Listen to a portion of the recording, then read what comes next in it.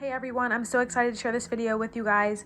Today, my name is Cece and this is my fitness channel where I like to share my fitness journey with you guys and also emphasize individuality and promote the understanding that not everyone's journey is the same or linear. So for more of that, be sure to subscribe. In today's video, I'm just going to be sharing with you guys the Fitness 2022 Survival Guide. So without further ado, let's get straight into the video.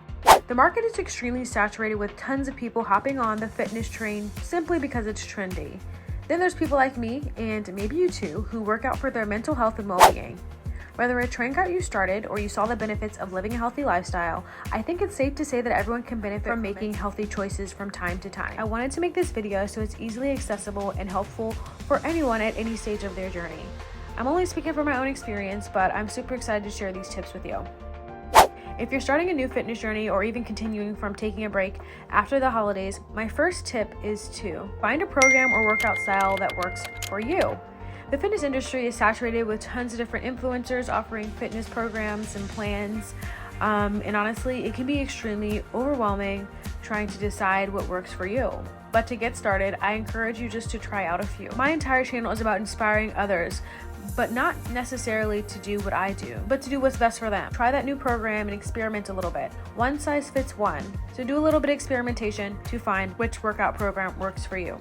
I would say though, a plus side of all the saturation is options. There's tons and tons of free content online available these days, and that's something to take advantage of. You don't necessarily have to pay for a program to see results. Just do a quick search on YouTube or even on Google and see if you can find something that suits you. My second tip is to have patience, you guys.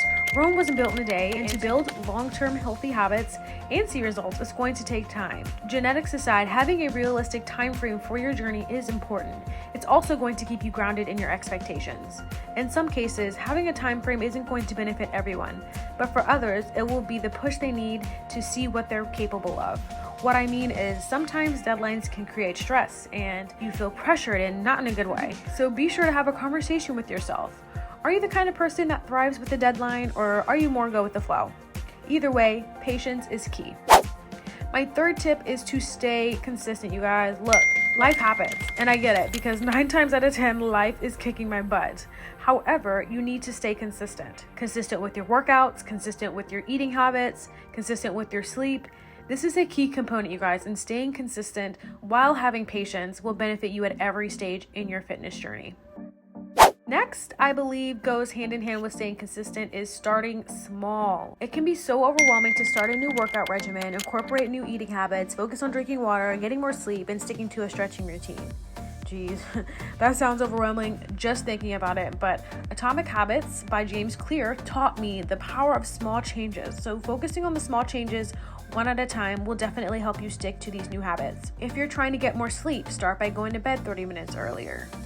If you eat out 2 times a day, switch one of them to a home-cooked meal. You want to increase your water intake? Add 10 additional fluid ounces every week versus starting with a huge goal like the trendy drinking a gallon a day. I just wanted to say thank you, Vitamin Bounty, for making this video happen today. This video is in collaboration with them, and they sent me their super greens. You guys know how I am about my greens, and this particular brand is known for their plant-based formula, which is designed to revitalize your system, help with digestion and recovery, provide your body with a clean and powerful source of energy to keep you moving throughout the day. This one particularly stuck out to me because of all the goodies in their greens formula, like goji berry, which is good for immunity, collagen, it's high in antioxidants. There's even spirulina in it, which is good for immunity, lowering your cholesterol, helps with your muscles, your brain health, and much more. They even have spinach powder, you guys. This is really the one-stop shop for your greens. Spinach powder is rich in vitamins A, K, and C, which helps lower your blood pressure, aids immunity, and is high in fiber. With the state of the world right now, immunity is definitely a huge highlight of my life, and I'm trying to always focus on it. They were nice enough to give my subscribers 20% off your entire purchase, so click the link below and use my discount code to give them a try. Thanks, Vitamin Bounty.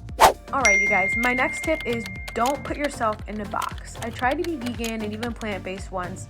Nothing against these lifestyles whatsoever, but I found that it wasn't for me. I felt restricted and it caused me a lot of anxiety around mealtime, especially because I lived with my family who didn't eat the same way. What I find way more peaceful is yes, my whole family, incorporate plant-based meals versus putting myself in a box as vegan or vegetarian or plant-based. For some people, these types of lifestyles can benefit them and they can thrive. I'm not here to tell you how to live your life. I'm only speaking on my own experience, but have a moment to reflect on your diet choices, and if something like this suits you, go for it. But if you feel restricted or it causes you negative feelings around mealtime, take some time to reflect and brainstorm some eating habits that feel more aligned and less stressful. Eating is such a huge proponent to our life, you guys, so you really just want to create as much peace when it comes to meal planning and eating well. Next tip is to listen to your body.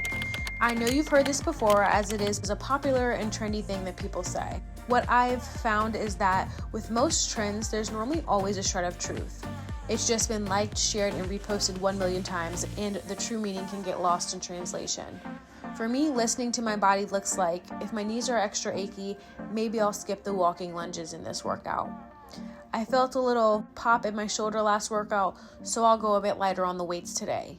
Most recently, I got a mild bout of sciatica from work, so I've been going very light, taking more rest, and removed all exercises that engage my lower back. Even though I did want to go hard and heavy and still strive for progress in my fitness journey, I had to listen to my body. Here's a quote I found online. Being in tune to your mind and body will help you make better decisions overall and become more resilient because of it. Paying attention to the physical and mental cues that your body gives you will serve you well. It was literally just the perfect quote for this tip. Again, this might look different for you, and there's no right or wrong way to listen to your body. Most importantly, just pay attention, and over time, it will get easier for you to identify what your body is needing. For you, this might look like taking a day off from the gym if you're feeling under the weather, mindfully eating your meals, or even taking an active rest day versus doing a HIIT workout you had originally planned. Also, side note, your body will fluctuate, you guys. This is 100% normal, and after a night out of drinking, some tasty appetizers, and enjoying yourself, this will likely show up in your skin, maybe bloating or even in your energy levels. Just go into this journey knowing that your body will fluctuate, and if the number is higher or lower than you want it to be, it's absolutely okay and it's totally normal. My 7th tip is to find an additional way to track your progress outside of the scale. A regular scale just doesn't really cut it in a lot of ways. It doesn't show fat percentage, muscle percentage, or any other parameters to give you a thorough gauge of your progress. I'm not saying don't use a scale, but I'm saying maybe start taking progress pictures or tracking your PBs, and even to pat yourself on the back when you pick up those 10-pound dumbbells yesterday, when last week you could only pick up the 8s. One of my last tips, you guys, is don't compare yourself to others. This is way easier said than done, especially with social media, but it has to be said, you guys. Comparison is the thief of joy. Not only is that quote true, but it makes no sense to compare someone's day 300 to your day 1. You don't know where anyone is at in their journey, so don't compare your journey to theirs. Stay in your lane and focus on competing with the best you can be. Last but definitely not least, pay attention to the little stuff, you guys. Getting enough sleep, drinking enough water, stretching, supplements. Another mention of the little stuff, but as someone who has worked out for a few years, again, only speaking from my experience, the little stuff matters. Don't let toxic hustle culture fool you into thinking sleep isn't cool or that getting enough sleep means you're not grinding enough. I noticeably function way better with plenty of sleep, and there's hundreds if not thousands of study on sleep to back that up. But again, this is something that looks different for everyone. I'm good with like a 7.5, 8-hour night of sleep, and anything more than that is great. 6 hours may work good for you, or maybe even a full 7 hours. But here's a tip. Whatever works for you, count back from the time you need to wake up plus 1 additional hour so you'll have time to wind down. For example, if I wake up at 6:30 a.m.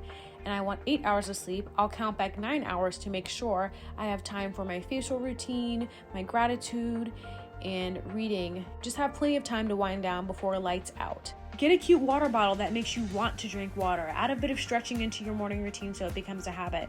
I even encourage you to find people on social media to follow for inspiration, you guys. Make sure when you're looking at someone's page or following someone, they're actually inspiring you, they're sparking joy, and it creates a positive experience for you being on their page. Always remember, the little stuff matters. Thank you guys so much for watching this video. Be sure to give me a big thumbs up because that supports me and my channel. Subscribe for more inspiration, and also drop a comment to let me know you stopped by. Comment below any tips you guys have for beginners or something you wish you knew in your fitness journey. I would love for you guys to share that in the comments below, as it could be helpful to me and anybody else who stops by this video. Thanks again, guys, for your time. I appreciate you. I'll catch you in my next video. Bye.